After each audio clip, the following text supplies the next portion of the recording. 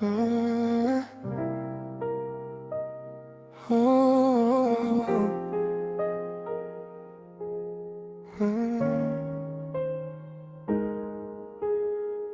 Ikaw ba rin ang laman ng isip ko? At lahat ng pagkakamaling huli ko nang naunawaan. Dati matigas ulo ko, puro dahilan ang dala. Dumating ang may kapayapaan, pero bigat ang nais ko sinda. Madalas kang nasasaktan, pero sabi ko'y pagmamahal. Ngayon ang bahay para manyaga, simula nang ika'y mawala. Akala ko ang pag-ibig lagi marunong maghintay. Di ko alam pati puso napapagod ding masaktan araw-gabi. Unti-unti kang lumayo nang walang ganong salita. At ngayon lang sumisigaw ang pagsisising dala-dala. Ngayon ang mahaba ang gabi at isip ko'y puno ng alaala.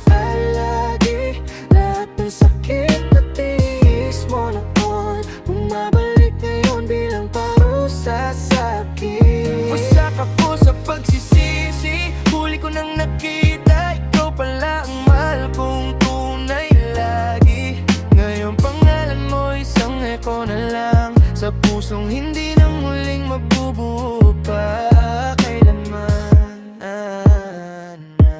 Nalulunod ako sa sarili kong isip nang hihinayang dahil di kita inintindi na ang pilit ng pag-ibig ay hindi lang pag-angkin, kundi pag-aalaga bago tuluyang mawala rin.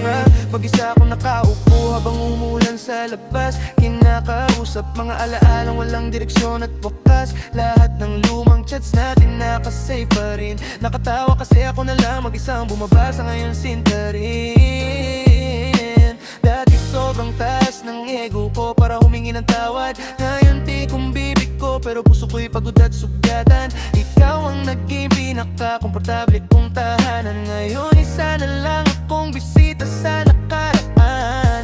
Kung maibabalik ko lang sana ang oras ulit, siguro matututo akong mahalin ka ng higit. Pero walang rewind button ng buhay na ito, kaya dahan-dahan ko na lang tinatanggap pagka wala mo.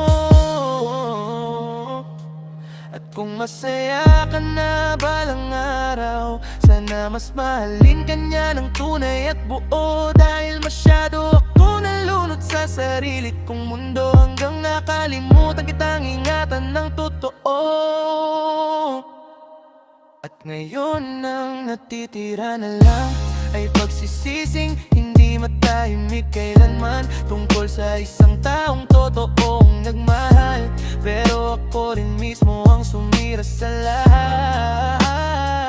Ngayon ang mahaba ang gabi at isip ko'y puno ng alaala. Lagi lahat ng sakit na tiniis mo noon bumabalik ngayon bilang parusa sa'kin. Wasak ako sa pagsisisi, huli ko nang nakita ikaw pala ang mahal kong tunay lagi.